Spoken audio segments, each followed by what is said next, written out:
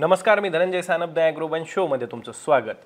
राज्य मंत्रिमंडळाची मुख्यमंत्री देवेंद्र फडणवीस यांच्या अध्यक्षतेखाली आज मुंबई येथे बैठक पार पडली. या बैठकीत राज्याचे उपमुख्यमंत्री अजित पवार आणि दुसरे उपमुख्यमंत्री एकनाथ शिंदे सुद्धा उपस्थित होते.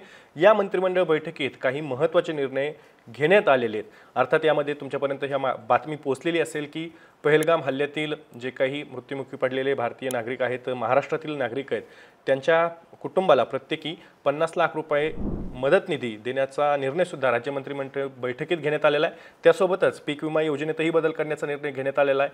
त्यानंतर ईव्ही धोरण सुद्धा राज्याचं ठरवण्याचा निर्णय आणि त्यासाठीची मान्यता राज्य सरकारनं आजच्याच मंत्रिमंडळ बैठकीत दिलेली आहे. हे तुम्हाला निर्णय आतापर्यंत तुमच्यापर्यंत पोहोचले असतील, पण या व्यतिरिक्त सुद्धा एकूण 11 निर्णय आजच्या मंत्रिमंडळ बैठकीत घेण्यात आलेले आहेत. मग हे 11च्या 11 निर्णय मंत्रिमंडळ बैठकीत जे काही घेण्यात आले आहेत ते नेमके काय आहेत हेच आपण थोडक्यात पण सोप्या पद्धतीने समजून घेण्याचा प्रयत्न आजच्या द ॲग्रोवन शोमधून करणार आहोत. त्यामुळे व्हिडिओ शेवटपर्यंत बघा.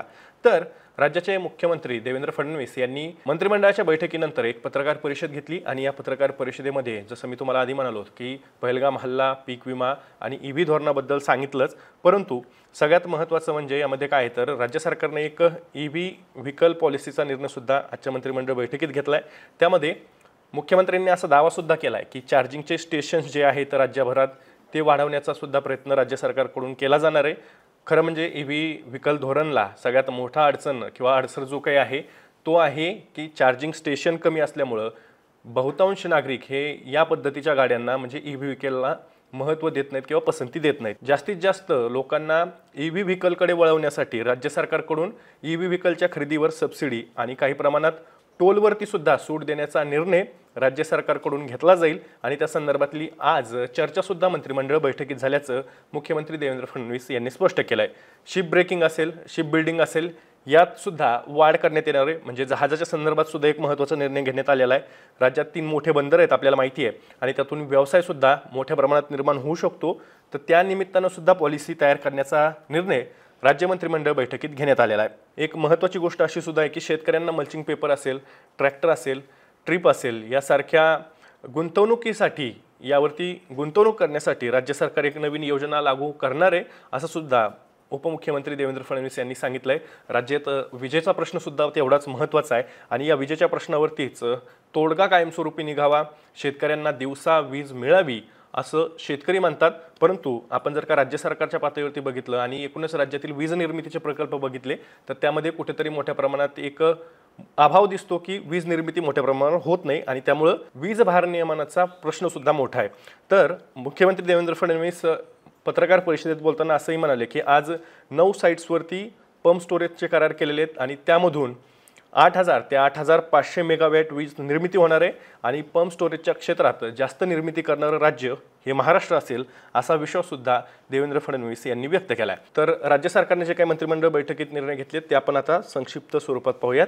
टेमघर प्रकल्प तालुका मुळशी जिल्हा पुणे येथील उर्वरित कामं जी काय आहेत आणि धरणगळती प्रतिबंधक कामासाठी 488.53 कोटी किमतीच्या सुधारित खर्चाला प्रशासकीय मान्यता देण्यात आलेली आहे. अर्थात हा जलसंपदा विभागाच्या अंतर्गत निर्णय घेण्यात आलेला आहे आजच्या मंत्रिमंडळ बैठकीत.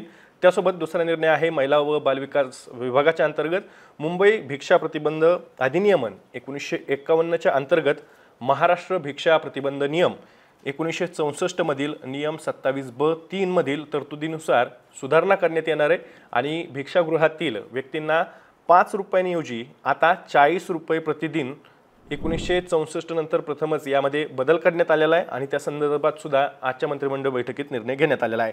त्यानंतर एक महत्त्वाचा निर्णय असा सुद्धा आहे की PM यशस्वी या एकछत्री योजनेच्या अंतर्गत OBC असतील, EBC असतील आणि DNT प्रवर्गातील विद्यार्थ्यांना भारत सरकार मॅट्रिक पूर्व आणि मॅट्रिकोत्तर शिष्यवृत्ती योजनेच्या अंतर्गत केंद्र शासनाने 2021-22 ते 2025-26 या वर्षासाठी निर्गमित केलेल्या सुधारित मार्गदर्शक सूचना राज्यात लागू करण्याचा निर्णय सुद्धा इतर मागास बहुजन कल्याण विभागाच्या मार्फत आजच्या मंत्रिमंडळ बैठकीत घेण्यात आलेला आहे. त्यानंतर चौथा निर्णय जो आहे तो आहे हडपसर ते यवत या राज्य महामार्गाला 6 पदरी उन्नत मार्ग आणि अस्तित्वात असलेले रस्त्याचं 6 पदरी बांधकाम करण्यास सुद्धा मान्यता देण्यात आलेली आहे आणि त्यासाठी 5,262.36 कोटी रुपयांचा मार्ग आणि खर्च यासाठी हा करण्यात येणार आहे आणि हा सार्वजनिक बांधकाम विभागाच्या अंतर्गत निर्णय घेण्यात आलेला आहे। दुसरा एक सार्वजनिक बांधकाम विभागाच्या अंतर्गत निर्णय तोही घेण्यात आलेला आहे की महा इन्व्हिट हे स्थापन करण्यात येणार आहे। त्यासोबतच जहाज बांधणी आणि जहाज दुरुस्ती सुविधा ज्याला आपण शिपयार्ड आणि त्यासोबतच जहाज पुनर्वापन सुविधा म्हणजेच शिप रिसायकलिंग विकसित करण्याबाबतच्या धोरणास सुद्धा राज्य मंत्रिमंडळ बैठकीत मान्यता देण्यात आलेली आहे।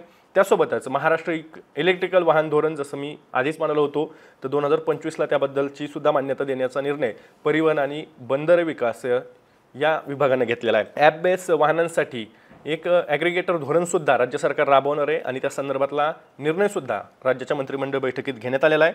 पीक विम्याचा तर निर्णय झालेलाच आहे। आपल्याला माहिती आहे की मागच्या काही काळात राज्यात पीक विम्याच्या प्रश्नावरून मोठ्या प्रमाणात गदारोळ उठलेला होता।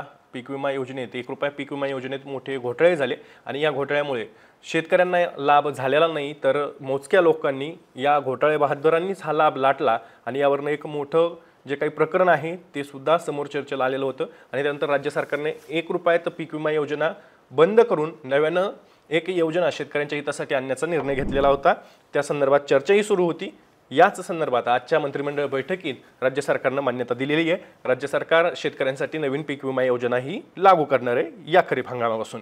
त्यानंतर आदिवासी विकास विभागातर्फे अनुसूचित जमातीसाठी सुरू असलेल्या योजनांच्या धर्तीवर विशेष मागास प्रवर्गातील गोवारी समाज बांधवांच्या विकासासाठी विशेष कार्यक्रम राबवण्याचा निर्णय सुद्धा आजच्या मंत्रिमंडळ बैठकीत घेण्यात आलेला आहे। अर्थात हा इतर मागास आणि बहुजन कल्याण विभागाचा हा निर्णय। शेवटचा जो काही निर्णय आहे तो आहे इतर मागासवर्गीय वित्त आणि विकास महामंडळ तसंच वसंतराव नाईक विमुक्त जाती आणि भटक्या जमाती विकास महामंडळाच्या वैयक्तिक कर्ज व्याज परतावा योजनेची मर्यादा 10 लाख रुपयांवरून आता 15 लाख रुपये करण्याचा निर्णय इतर मागास बहुजन कल्याण विभागाच्या अंतर्गत घेण्यात आलेला आहे। तर अशा पद्धतीनं 11 निर्णय आजच्या मंत्रिमंडळ बैठकीत घेण्यात आलेले आहेत। पीक विम्यावरचं जे काही सविस्तर विवेचन आहे विश्लेषण आहे ते ॲग्रोवनच्या मार्फत तुमच्यापर्यंत संध्याकाळी 8 वाजता पोहोचणार आहे। त्यामुळे मी सविस्तर त्याबद्दल तुम्ही सगळी काही माहिती जी काय आहे ती ॲग्रोवनच्या यूट्यूब चॅनलवरती पाहू शकता। पण तुर्तास या 11 निर्णयांबद्दल तुम्हाला काय वाटतंय तुमची जी काही प्रतिक्रिया आहे ती कमेंट बॉक्समध्ये नक्की कमेंट करा।